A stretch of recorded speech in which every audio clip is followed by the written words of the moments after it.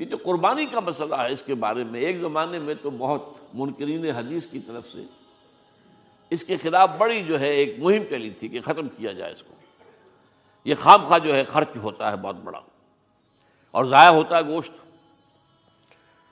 اتنے بڑے پیمانے پر گوشت ہوتا ہے کھایا نہیں جاتا۔ اچھا ایک زمانے میں فریج بھی نہیں تھے، یہ بھی نہیں کہ آپ محفوظ کر دیں، گوشت ضائع بھی ہو سکتا تھا، اور بھی چیزیں جو ہے وہ گوشت کی وہ صحیح طور سے استعمال نہیں ہوتی تھی۔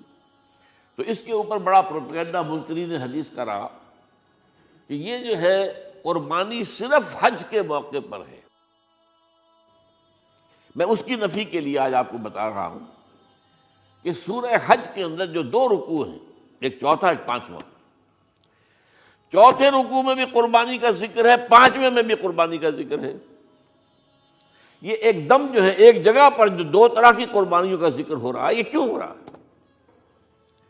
چوتھے رکوع میں وہ مناسک حج کے ساتھ اس کا ذکر ہے، وہاں جو فرمایا گیا لِيَشْهَدُوا مَنَافِعَ لَهُمْ وَيَذْكُرُوا اسْمَ اللَّهِ عَلَىٰ مَا رَزَقَهُم مِّن بَهِيمَةِ الْأَنْعَامِ فِي أَيَّامٍ مَّعْلُومَاتٍ عَلَىٰ مَا رَزَقَهُم مِّن بَهِيمَةِ الْأَنْعَامِ فَكُلُوا مِنْهَا وَأَطْعِمُوا الْبَائِسَ الْفَقِيرَ۔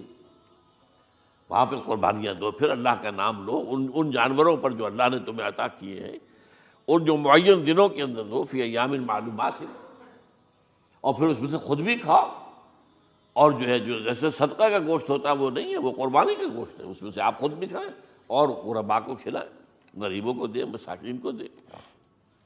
تو یہ پورا حکم آ چکا چوتھے رکوع کے اندر۔ پانچواں رکوع پورا کا پورا جو ہے وہ عید الاضحیٰ پر ہے میرے نزدیک۔ یہی حکمت صوم کے بارے میں ہے کہ وہاں جب ایک حکم تکرار کر کے آیا کہ پہلے فرما دیا گیا فَمَنْ كَانَ مِنْكُمْ مَرِيضًا أَوْ عَلَىٰ سَفَرٍ فَعِدَّةٌ مِّنْ أَيَّامٍ أُخَرَ، اگر بیمار ہو کوئی اور یہ یا کہ سفر پر ہو تو وہ تعداد دوسرے دنوں میں پوری کرے۔ پھر کیا وجہ دوبارہ آ رہا ہے؟ شہر رمضان الذی انزل فیہ القرآن ھدی للناس وبینات من الھدی والفرقان فمن شہد منکم الشہر فلیصمہ ومن کان مریضا او علی سفر فعدۃ من ایام اخر۔ کیوں؟ یہ تو ادبی اعتبار سے یہ کلام کا عیب شمار ہوتا ہے، تکرار بلا کسی سبب کے، نہیں سبب کے بغیر نہیں ہے۔ وہاں کیا تھا؟